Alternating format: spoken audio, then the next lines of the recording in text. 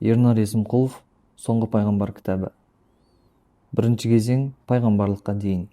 Соңғы пайғамбар араб жерінен шықты. 6 ғасыр. Соңғы пайғамбар келетін уақыт таяп қалған. Тарихшылар бұл ғасырда әлемде рухани жағдай айтарлықтай нашарлап кеткенін жазады. Оның ішінде Азия мен Африканың ортасында орналасқан араб түбегіндегі ахуал да мәз емес. Бір орталық билікке бағынып жатқан ешкім жоқ. Әр ру өзі би, өзі қожа. Күштінің дегені болып, әлсіздің құқығы аяққа тапталып жатқалы қашан. Әдеп пен ақлақтың қайнары болған діннің күйі де оңып тұрған шамалы. Дін ұстанар халық аталары Ибрахим пайғамбардың жолынан адасып, тас пен ағаштан тұратын пұттарға табынып кеткен. Байлықтан туындаған бедел, беделден туған даңғойлық ешкімнен тоқтау көрмес болды. Отбасының берекесі қашып, некенің адам затына үйлеспес сан түрі қалыптасып үлгерген. Ал әйел адамның құқығы аяқ асты күйде. Ішімдік ішу, зинақорлықпен, өсімқорлықпен айналысу, тәкаппарлық танытып, жетімнің ақысын жеп, әлсіздің мүлкін тартып алу үйреншікті жайтқа айналған. Ру тайпалық жүйе мен ресурсқа деген талас шөл далада үнемі қақтығыс тудырып, соғыс жиі болып тұрды. Ер балалар ру тайпаның намысын қорғап, көшіп қонуда да негізгі жұмыс күші болғандықтан, қыз балаға қарағанда жоғары бағаланды. Кей рулардың арасында жаугершілік кезінде қыз балалар тұтқынға түсіп, рудың атына қара таңба түсіреді деген тұрпайы түсінік жетегінде қызды болған жағдайда оны тірідей көметін әдет те тарады. Қоғамның рухани тұрмыстық жағдай осылай бола тұрса да, онда адасушылық пен зұлымдыққа қарсы тұратын адамдар да жоқ емес еді. Олар пұтқарға табынуды ақылға қонымсыз көріп, бұдан алып шығар тура жол іздегенді. Бірақ дәуіріндегі діндерден қанағат таппай салысуға кететін. Жан-жаққа сапарлап, яхуди және христиан дінінің ғалымдарынан тура жол іздейтін. Бір қызығы, кейбір кездескен адамдары тура жолға шақыратын пайғамбардың басқадан емес, сол араб жерінен шығатынын айтып таңғалдыратын. Иә, жаратушы ие соңғы пайғамбардың араб жерінен шыққанын қалады. Көпшілігі әліпті таяқ деп білмейтін. Азғындық жайлаған қараңғы қоғамнан адамзат тарихындағы ең кемел адамды шығарды. Бұдан әрі адамзат тарихының ағысы өзгермек. Өзгеріс қиырдағы Мекке шаһарынан басталды. Дүние нұрға бөленді. Соңғы пайғамбардың дүниеге келуі де, өмірі де оқыған адамды таңдандырмай қоймайды. Әңгімені ардан бастасақ. Араб жерінде су тапшы екені белгілі. Мұхаммедтің, оған Алланың салауаты мен сәлемі болсын, атасы Меккеде айтқан сөзі жерде қалмайтын қала басшыларының бірі болған Әбдімүтәліп кезінде көміліп, орны қайда екені ұмыт қалған Зәмзәм құдығын табуға бел буды. Көп ұлы жоқ адамды сыйлай бермейтін, керек десеңіз жәбір жапа көрсетуден таңбайтын арабтар ер баланы ерекше бағалайтын жоғарыда айттық. Әбдімүтәліп жалғыз баласының қасына ерте жүріп, ақыры Зәмзәм суға ағатын құдықты тауып алды. Оны өзі пайдаланбай, өзгелермен де бөлісуді қалады. Бірақ шөлді жердегі судың құнын жақсы білетін арабтар Әбдімүтәліптің суды пайдалануға рұқсат беруін місе тұтпай, құдықты басқаруға таласа бастады. Әбдімүтәліп құдықты өзі тапқандықтан, оны басқару өзіне ғана тиесілі екенін алға тартқанымен, әлгілер оған әлімжеттік жасап, қасыңда қорған болар ұлдарың жоқ, кімге сеніп жүрсің деп намысына тиді. Бұл сөздер Әбдімүтәліптің жүрегінде қанжардай қадалып, қатты қорланғаны соншалық. Егер Құдай оған 10 ұл нәсіп етсе, біреуін алғыс ретінде құрбандыққа шалатынын айтып, Құдайдың атымен ант ішті. Нәтижесінде Алла оның тілеуін қабыл етіп, арада жылдар өте Әбдімүтәліп ұлдың әкесі атанды. Күндердің бір күнінде Әбдімүтәліп кезінде Құдайға берген уәдесін есіне салған, түс көре бастады. Сөз берілген, қайтып алар жаның Әбдімүтәліп емес. Не де болса уәдеге берік екенін көрсету үшін бір баласын құрбандыққа шалуға бел буды. Сөйтіп ұлдарының арасында таңдау жасау үшін жеребе тартқызды да, жеребе пайғамбарымыздың әкесі Абдуллаға шықты. Мекке халқы өз баласын құрбандыққа шалу әдетке айналып кете ме деп қорқып, Әбдімүтәліпті райынан қайтаруға тырысып бақты. Кеңесе келе өздері дана деп білетін бір адамның төрелігіне жүгінуді шешім деп қабылдады. Сәуегей Әбдімүтәліптің баласы мен түйенің арасында жеребе тартып, жеребе түйеге шықпайынша, әр жолы 10 түйе арттырып отыруын ұсынды. Оның ұсынысы қабыл алынып, жеребе тарту басталды. Бірақ әр жолы жеребе Абдуллаға шыға берді. Тек 10-шы рет тартқан кезде ғана түйе таңдалды. Осылайша Әбдімүтәліп баласы Абдулланың орнына 100 түйе құрбандыққа шалып, антына берік екенін көрсетеді. Абдулла 18 жас шамасында бір текті әулеттің Әмина атты қызына үйленеді. Үйленгеніне көп уақыт өтпей жатып-ақ, арабтардың бірден-бір тіршілік көзі болған сауда мақсатында Шам тарапына сапар шекті. Шамнан қайтар жолда ауруға шалдығып, Ясриб қаласына аялдады. сол жерде дертінен айықпаған күйі қайтыс болды. Бұл кезде жары Әминаның құрсағында баласы қалған еді. Ардақты пайғамбарымыздың анасы Әмина Құрайш тайпасының Зухра ұлдары руынан шыққан Уахабтың қызы. Ай күні жеткен кезде Әмина анамыз Мұхаммедті дүниеге әкелді. Әбдімүтәліп ақсақал немересі дүниеге келген соң арада 7 күн өткенде арнайы құрбандық шалып Құрайш халқына ас берді. Асқа жиналған құрайыштықтар дәмнен алып тоқ басқан бір сәтте: «Уа Әбдімүтәліп, дүниеге келген үшін дастархан жайып отырған мына балаңа қандай ат қойдың?» деп сұрады. Әбдімүтәліп те мүдірместен: «Атын Мұхаммед деп қойдым» деп жауап береді. «Өз аталарының бірінің атын бермедің бе?» «Немерем көкте Аллаға, ал жерде бүкіл жаратылыс атаулыға мақтаулы болсын деген ниетпен солай қойдым» деп себебін түсіндірді бақытты ақсақал. Әбдімүтәліп қарияның өз ниетіне жеткеніне талас жоқ. Адамзатқа сіңірген еңбегі мен адамшылықты насихаттауы жөнінен Мұхаммед пайғамбардан асқан мақтауға лайықты адам баласы сірә болған емес. Ардақты пайғамбарымыздың туған жылы мен күніне қатысты тарих кітаптарында әртүрлі дерек жеткен. Пайғамбар өмірбаянына қатысты ең беделді кітап авторларының бірі Ибн Хишам атақты піл оқиғасы болған жылы 12-ші Рабиул-Аувал дүйсенбі күні Меккеде дүниеге келген деп көрсетеді. Бертінгі астроном ғалым Махмуд Паша Әл-Фәләки ардақты пайғамбарымыздың ұлы Ибрахим қайтыс болған кезде күннің тұтылғанын негізге ала отырып, бұл жылды піл оқиғасы орын алған 9-ші Рабиул-Аувал дүйсенбі күні біздің күнтізбе бойынша 571 жылдың 20 сәуірінде деп айқындаған. Тарихшы ғалымдар арасында біздің күнтізбемен көрсетілген осы жыл мен күн кең қолдау тапқан. Бірақ тағы да бір атақты ғалым Мұхаммед Хамидуллах пайғамбар туған жылды хиджреттен 53 жыл бұрын, яғни 569 жылы деп көрсеткенін де айта кеткіміз келеді. Басқа көзқарастағы ғалымдар да жоқ емес. Дегенмен сонау 6 ғасырда дүниеге келген адамның туған жылы мен күніне қатысты әртүрлі көзқарастардың болуы қалыпты құбылыс.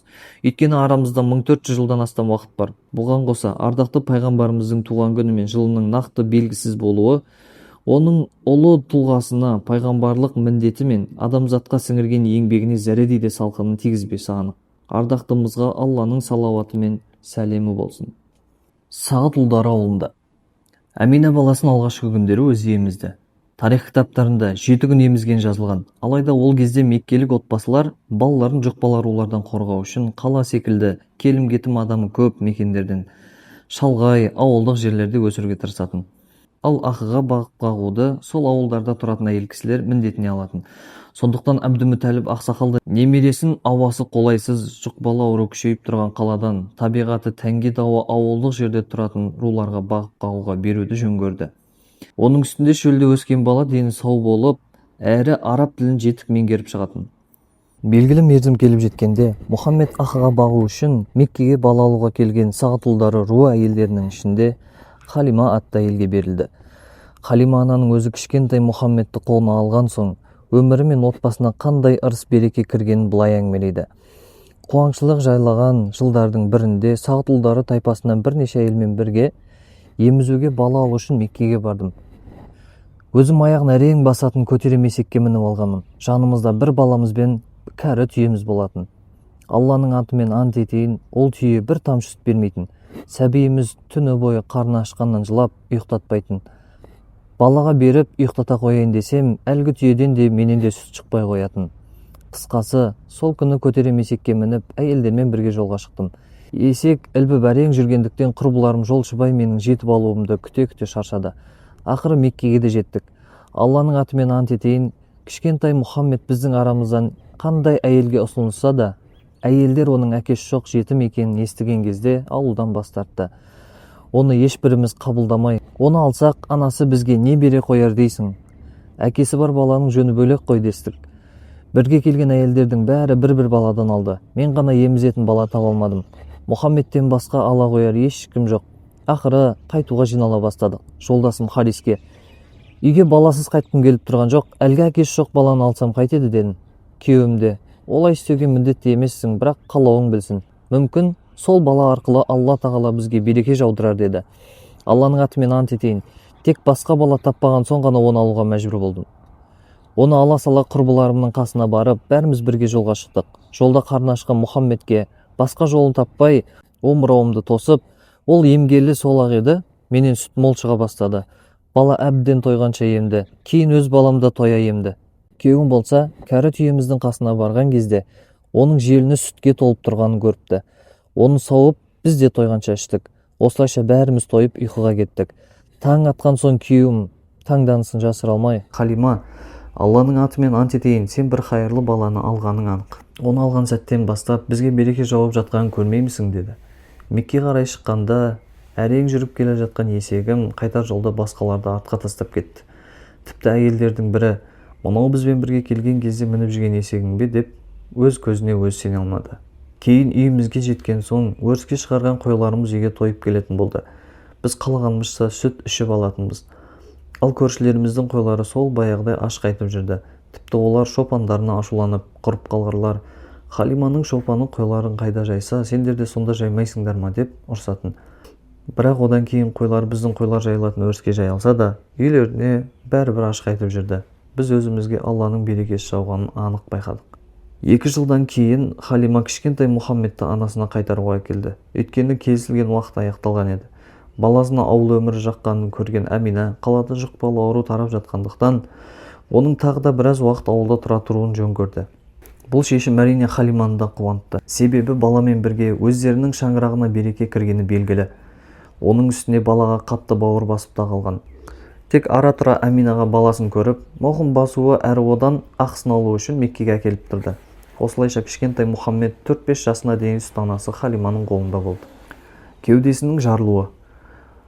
Бала Мұхаммед, оған Алланың салауаты мен сәлемі болсын, сүт анасы Халиманың үйінде жүрген кезде ерекше бір оқиғаны бастан кешті. Ол тарих кітаптарында кеудесінің жарылуы деген атпен жазылған. Осы бір таңғажайып әрекет арқылы оған шайтанның әсер ету мүмкіндігі жойылған. Бұл оқиға сүт анасы Халиманы қатты қорқытты. Халиманың өзі болған оқиғаны былай баяндайды. Мұхаммед сүт бауырлармен бірге үйіміздің артқы жағында қозы бағып жүрген. Бір кезде қарындасы қасымызға жүгіріп келді. Қатты қорқып кеткенін түрінен көрініп тұр. Асып-сасып, ақ киімді 2 адам Құрайштық бауырымды алып кетті. Оны жерге жатқызып кеудесін жарды. Ішінен бір нәрсе іздеп жатқандай әрекет істеді деді. Шошып кеткен әкесі екеуміз асығып-аптығып сыртқа қарай жүгірдік. Баланы жалғыз күйінде таптық, жанынан ешкім көрінбейді. Қорыққан соншалық түрі боп-боз болып кетіпті. Қатты састық. Алдымен мен, кейін әкесі құшағымызға алып: «Балам, саған не болды?» дестік жарыса. Мұхаммед: «Ақ киімді 2 адам келді. Мені жерге жатқызды, кеудемді жарып, ішінен бір нәрсе іздеді.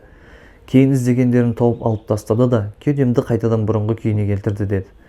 Кейін пайғамбарымыздың жанында көп жыл қызметте болған сахаба Анас ибн Маликтен бұл құбылысты түсіндіре түсетін мынандай дерек жеткен.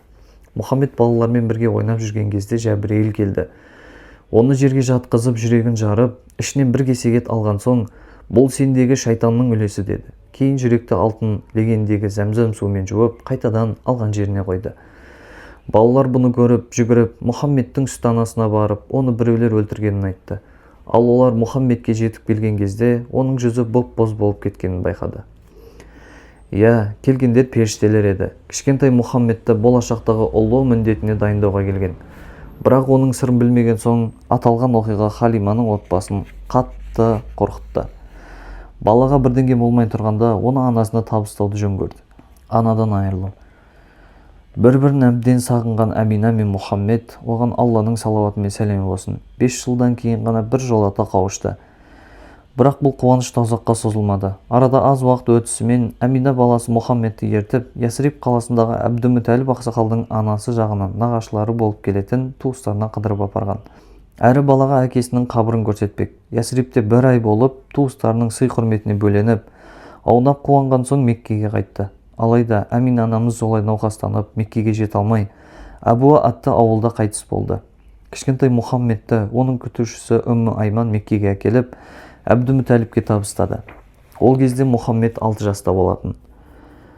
Атасының баласы Әбдімүтәліп қыршын кеткен баласы Абдулланы қатты жақсы көретін. Оны 100 түйе садақа етіп, өлімге қимай алып қалғаны да сол сезімнен еді. Алайда Абдулла ұзақ өмір сүрген жоқ. Жоғарыда айтқанымыздай, баласы ана құрсағында қайтыс болғанды.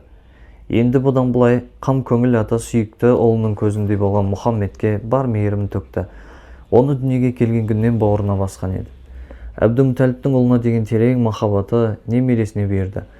Меккедегі ең абыройлы адамдардың бірі болғандықтан, оның қасиетті Қағбаның қасында көлеңкеде отыратын үлкен орындығы болатын.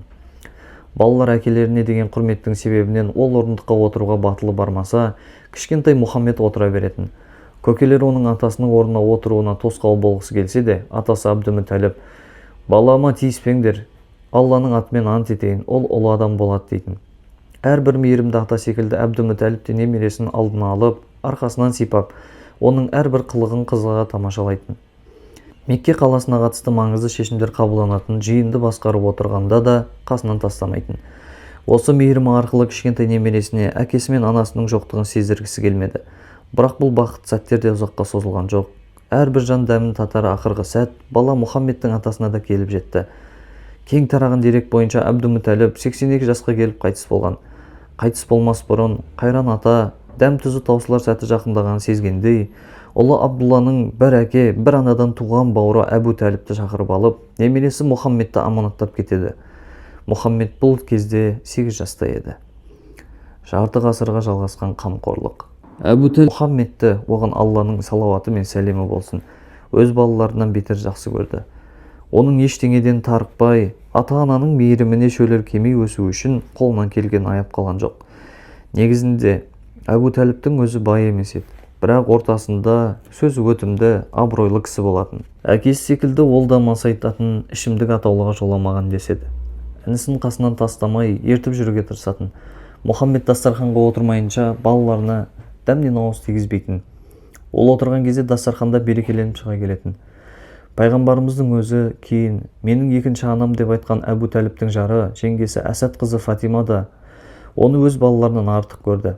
Әбутәліп Мұхаммедке пайғамбарлық беріліп, қала халқы оған қарсы шыққан кезде де қасынан табылып пана болды. Бүкіл ел пайғамбарымызды жынды, адасқан, сиқыршы, көріп кел деп жатқанда да оған деген қатынасын өзгертпеді. Бай-бағландар, Құдай пайғамбар жіберетін болса, сен секілді ұлы жоқ, түтінін өшірмейтін ұрпағы жоқ адамға емес, біз секілді өсіп өнген, дәулеті мен мерейі тасығандарға жіберер еді деп намысына тиген кезде де оған сүйеу болды. Аға болудың, бауыр болудың қандай болатын ісімен көрсетті. Шамға сапар. Тарихи деректерде пайғамбарымыздың балалық шағына қатысты тағы бір оқиға айтылады. Бұл оқиға Мұхаммедтің, оған Алланың салауаты мен сәлемі болсын, 12 жасында Шамға сапар шегумен байланысты. Әбутәліп бір жолы Шам аймағында сауда керуенімен сапарлауға дайындала бастады. Інісі Мұхаммед те онымен бірге барғысы келіп, көке, мені кімге тастап барасың, мені де ала кетші деп жалынып, ажырағысы келмеді. Әбутәліп оны қатты жақсы көргендіктен көңілін қалдырғысы келген жоқ. Өзімен бірге ерте кетті. Ұзақ уақыт жол жүріп, олар Бусра ауылына жетті. Ол жерде Бахира атты монах болатын. Бұл монах Исаны Құдай деп қабылдамайтын, христиан дініне қатысты білімі терең жан еді. Осы себептен де өзге бағытты ұстанатын әріптестермен сыйыса алмай, ақырында Бусрадағы монастырға келіп, жеке өзі ғана дүниеден алыс тіршілік ететін. Меккелік керуен Бахира тұратын монастырға жақын маңға тоқтады. Әдетте Құрайш керуендері келіп тоқтаған кезде Бахира оларға мән беріп қарамайтынды. Бірақ бұл жолы жаңа келіп жеткен керуеннен бір ерекшелік байқаған соң, мол етіп дастархан жайып, жолаушыларды қонаққа шақырды. Құрайш керуені бұрындары өздеріне мән бере бермейтіні өзге дін өкілінің мұндай тосын қонақ жайлығын мәнісін түсінбей қалды. Негізінде керуен көз ұшында келе жатқан кезде оның үстінен бір бұлттың көлеңкелеп жүргені, ал ол тоқтаған жерде ағаштың бұтақтары бір адамға иіліп тұрғаны Бахираны таң қалдырған. Сондықтан ол әлгі жанмен жақын танысқысы келді. Алайда керуендегілер қонаққа барарда жас кіші болғандықтан Мұхаммедті заттарды қарауға қалдырып кеткен еді. Бахира келген адамдардың әрбіріне көз тоқтатып қарады. Қасиетті кітаптарда айтылған адамға ұқсайтын бірі жоқ. Сондықтан керуендегілердің бәрі келді ме деп сұрады.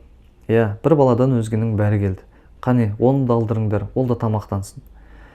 Бір адам барып жас Мұхаммедті алып келді. Қонақтар тамақтанып отырғанда Мұхаммедті барлап отырған Бахира астан соң Құрайыштардың сөз бастау мәнеріне салып Мұхаммедке Лат пен Уззаның атымен сұраймын.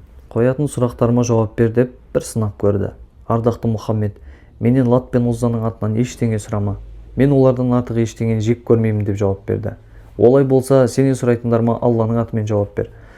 Онда қалағаныңды сұрай бер. Осыдан кейін Бахира Мұхаммедке бір шама сұрағын қойды. Жүріп тұруына, ішіп жеуіне, ұйқысына және де өзге де дағдыларына қатысты көбірек білуге тырысты. Өздерінің кітаптарында келтірілген ақыр заман пайғамбарының сипаттарын іздей бастады. Алынған жауаптар Бахираның санасында бірте-бірте қасиетті кітаптарда жазылған соңғы пайғамбардың бейнесін сомдай берді. Ақырында баланың арқасына қарап пайғамбарлық мөрін көрді. Бахира өзіне қажет жауаптарын алған соң Әбу Тәліпті оңашалап алып, «Мына бала саған кім болады?» деп сұрады. «Ұлым». «Жоқ, бұл баланың сенікі болуы мүмкін емес, өйткені оның әкесі тірі болмау керек». Бахираның сөзіне таңырқаған Әбу Тәліп: «Иә, дұрыс айтасың, шындығында ол менің інім еді» деп расын айтты.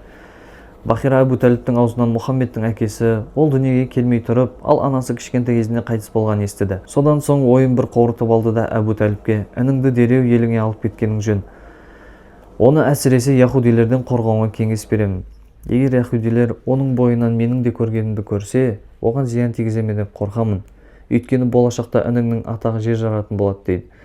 Әбу Тәліп інісіне Бахира айтпаса да жақсы қарайтын.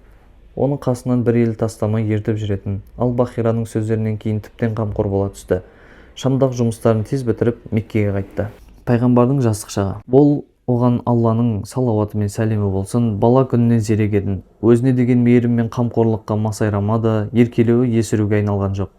Әбу Тәліптің отбасындағы әлеуметтік тұрмыстық жағдай Мұхаммед келмей тұрғанда ақ мәз емес болатын. Шеттей балалары бар. Осыны көріп ертесіге Мұхаммед көкесінің бір жағына шығысуды жөн көрді. Сондықтан 10 жастар шамасында Ақыға қала халқының қойын бақты.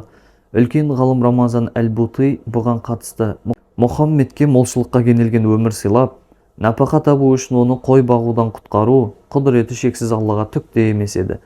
Бірақ жаратушы жаппар ие осы даналық арқылы бізге мынандай тәлім береді: адам баласы үшін ең жақсы дүние еңбек етіп, маңдай термен тапқан және өзгелерге пайдалы болған дүние деп жазады. Біреу қанша жерден шын көңілден қамқорлық жасап, көмектесіп жатса да, оған еш болыспай жүк бола беру жақсы емес екені белгілі. Бірде Меккеде ол замандарда тайпалар арасында жиі болып тұратын соғыс жағдайы орнады. Бұл кезде Мұхаммед буыны бекіп, бұғанасы қатқан бала жігіт болатын. Басқалар секілді ел қорғайтын ұл екенін көрсетіп, көкелерімен бірге соғысқа шықты. Ислам тарихы кітаптарында бұл соғыс Фиджар соғысы деген атпен қалған. Көкелермен бірге болғанымен майдан даласындағы шайқасқа тікелей қатыспай, атылған оқтарды жинап жеткізіп беріп тұрған жазылады. Бұл кезеңде Мұхаммедтің жасы 14-15-терде болған. Пайғамбарымыз пұтқа табынушылар ұйымдастыратын көңілді кештер мен мерекелерге еш қатыспаған. Өзі бұған қатысты былай дегені бар: «Өмірде пұттар мен мағынасыз өлеңдерге арналған ешбір шараға қатыспадым. Қараңғы қоғамның жиынына тек 2 рет қана баруға әрекет жасадым. Олардың көңілді кештеріне қатысқым келген сол 1-2 кезде де Алла тағала маған кедергі болды. Бір кеште менімен бірге қой бағатын жолдасыма: менің қойымды қарай тұрасың ба? Меккеге барып жәрмеңкедегі жастармен бірге көңіл көтерсем деп едім, дедім. Ол келісе кетті. Қойымды тапсырып жолға шықтым. Мекке маңындағы алғашқы үйге жеткен соң, қала тұрғындарының бірінің тойынан шыққан әуен аспаптарының дыбысын естіп, сол жерде тойды тамашалау үшін бір шетке отырдым. Отырғаным сол еді, Алла тағала көзіме ұйқы тығып, сол жерде ұйықтап қалдым. Ештеңе көріп үлгермедім. Тек азанда күннің ыстығынан бірақ ояндым. Осындай оқиға кейін тағы қайталанды. Алайда одан кейін Алла маған пайғамбарлық бергенше, надандық дәуірдің ешбір сауық кешіне барғаным жоқ. Пайғамбарымыз пұттарға арнап сойылған құрбандық малының етінен жемеген. Ол тіршілік еткен қоғамда кең тарағанына қарамастан, ішімдік те ішіп көрмеген. Міне, бұл абзал қасиеттер Алла тағала өз уахиын тапсыруға дайындаған әрбір пайғамбарын көркем ететін ізгі қасиеттердің қатарына жатады. Пайғамбарлар өз пайғамбарлығынан бұрын да кейін де теріс істерді жасаудан осылайша қорғалғанды. Пайғамбарымыз жас күнде Хилфул Фудул деп аталған зұлымдыққа жаны қас адамдар құрған одаққа мүше болған. Ол одақтың құрылуы тарихы мынандай: Йеменнен Меккеге келген бір саудагер Ас ибн Уайл атты жергілікті тұрғынға сатқан тауарының ақысын ала алмайды.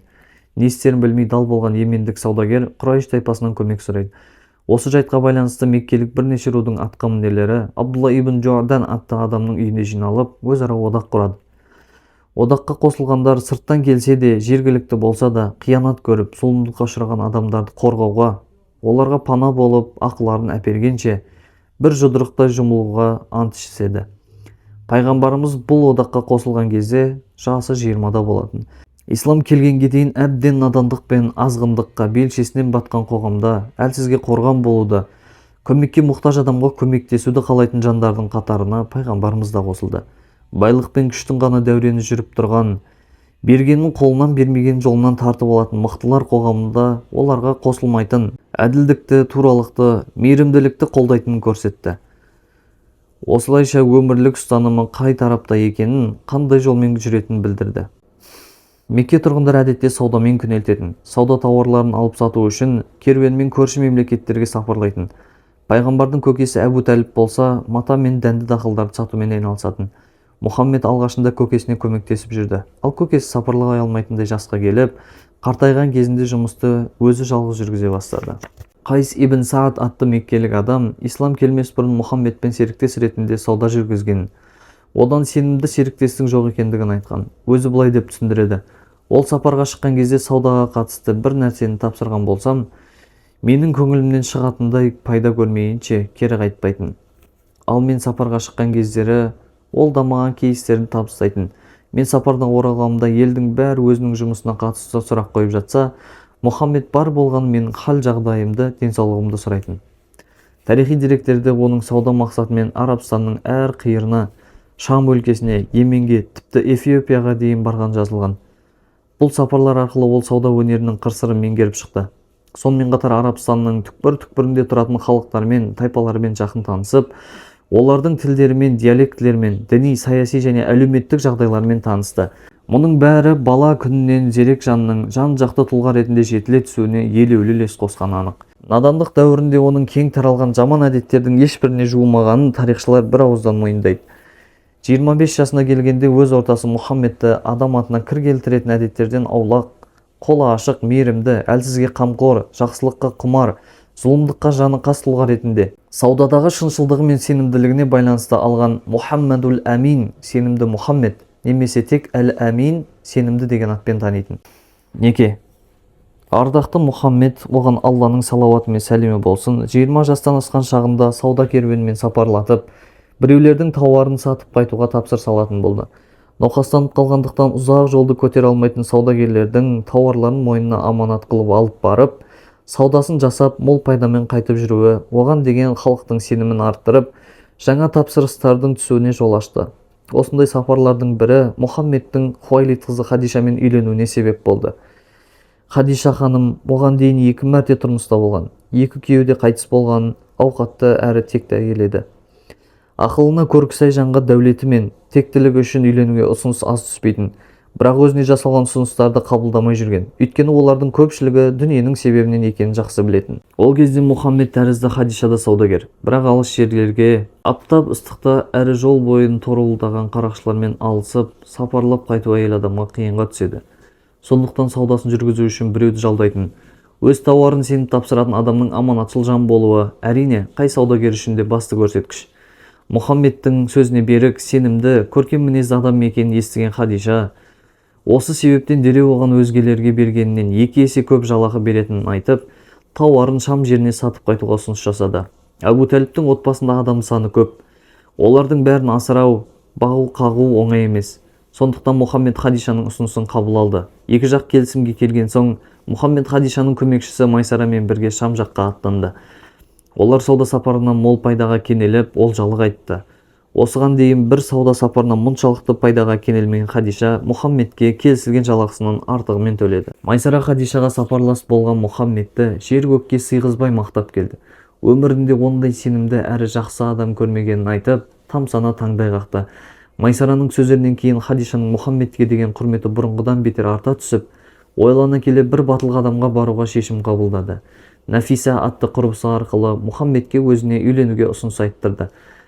Мұхаммедке бұл ұсыныс тосыннан болса да, ақылға салып зерделей келе ұсынысты қабыл алды. Қауымдық жақтан бірінші қадам жасалғанымен, дәстүрге сай пайғамбарымыздың Әбу Тәліп бастаған көкелері Хадишаның әулетіне барып, үлкендердің алдынан өтіп, қыздарының қолын сұрады. Әбу Тәліп Құрайш тайпасында абырой, ақлақ, абзал қасиетпен ақыл жөнінен Мұхаммедтен асып түсетін жігіт жоқ. Дүниеге бай емес екен деп азырқанбаңыздар. Дүние дегеніңіз жоқ болып кететін көлеңке, қайтарып беретін аманат зат секілді. Бастысы екі кісі бір-бірін ұнатып тұр деп келген мақсаттарын жеткізді. Екі жақ келісімге келіп, неке қиылды. Ардақты пайғамбарымыз Хадиша анамызға мәһір ретінде 20 ұрғашы түйе берді. Бұл кезде пайғамбарымыз 25-те, ал Хадиша анамыз 40 жаста болатын. Ғалымдардың көпшілігі осы дерекке тоқтайды. Хадиша анамыздың жасы 28-де болғанын білдіретін тарихи деректер жоқ емес. Тіпті кейбір тарихшылар оның 6 немесе 7 бала дүниеге әкелген ескере отырып, 28 жаста болу ықтималдығы жоғары екендігін айтады. Десек те, ол кісі пайғамбарымыздан үлкен, оған дейін 2 мәрте тұрмыста болған, ол некелерінен баласы бар адам екеніне талас жоқ. Оның үстіне жас айырмашылығы мен өмірлік жолы екеуінің бірге бақытты ғұмыр кешуіне зәредейде салқын тигізбеген. Екеуі тату-тәтті, баянды 20 жылдық өмірлерін бірге өткізген. Ардақты пайғамбарымыз кейін әртүрлі себептерге байланысты бірнеше әйел алғанымен, дүниеден өткен Хадишаны үнемі құрметпен еске алып отыратын. Берекелі отбасы. Мұхаммед пайғамбар мен Хадишаның тұңғышының аты Қасым. Сәби 2 жасында шетінеп кеткен. Алла елшісі осы ұлына байланысты Әбул Қасым деп аталған. Өйткені арабтар пәленшенің баласы дегеннен гөрі пәленшенің әкесі деген атауға әдеттенгентін. Әбул Қасым дегеніміз де Қасымның әкесі дегенді білдіреді. Одан кейін Зейнеп, Руқия, Умму Күлсім және Фатима атты қыздары, Тахир, Тайиб атты ұлдары дүниеге келген. Тахир, Тайиб 2 бөлек бала емес, Абдулла атты ұлының лақап аты екені де айтылады. Алла елшісінің Хадишадан туған қос ұлы ислам келгенге дейін қайтыс болды. Ал қыздары мұсылман болып Мәдинаға қоныс аударған. Одан басқа бұл ардақты отбасыға тағы 2 бала қосылған. Олардың бірі Хадиша анамыз өзінің жарына көмекші етіп берген құл бала Зәйд. Бірақ пайғамбарымыз оны азат етіп, өзіне бала етіп алды. Екіншісі пайғамбарымыз аштық уақытында қолына алған жағдайы төмен көкесінің ұлы. Ол кейін ислам тарихындағы батырлық дастандардың қаһарманы болатын Әли батыр. Әділ төреші. Алла елшісінің саллаллаху алейхи уассалам, Алла елшісінің оған Алланың салауаты мен сәлемі болсын. Пайғамбарлық міндет жүктелгенге дейінгі өміріне қатысты деректер көп емес. Өйткені ол ұлы миссия жүктелгенге дейін қатардағы меккеліктердің бірі еді. Оның пайғамбар болатынын халқы да өзі де білмейтін. Бірақ тарих кітаптарында жоғарыда айтып өткенімізге қоса мынандай бір оқиғада жазылған. Ардақты пайғамбарымыз 35 жасына келгенде Қағбаға қатысты маңызды бір мәселені шешуімен көзге түскен. Қазіргі жыл санауы бойынша 605 жыл. Бұған дейін болған өрт пен селден қасиетті Қағба әбден тозып кеткен. Құрайш тайпасы өздері қастер тұтатын осынау ғимаратты қайта тұрғызып шығуды жөн көрді. Сөйтеді де ескі ғимаратты құлатып қайта көтере бастайды. Бәрі де жұмыла қимылдап, құрылыс жақсы жүріп жатқан. Бірақ әйгілі қара тасты Қағбадағы өз орнынан қояр кезде дау туады.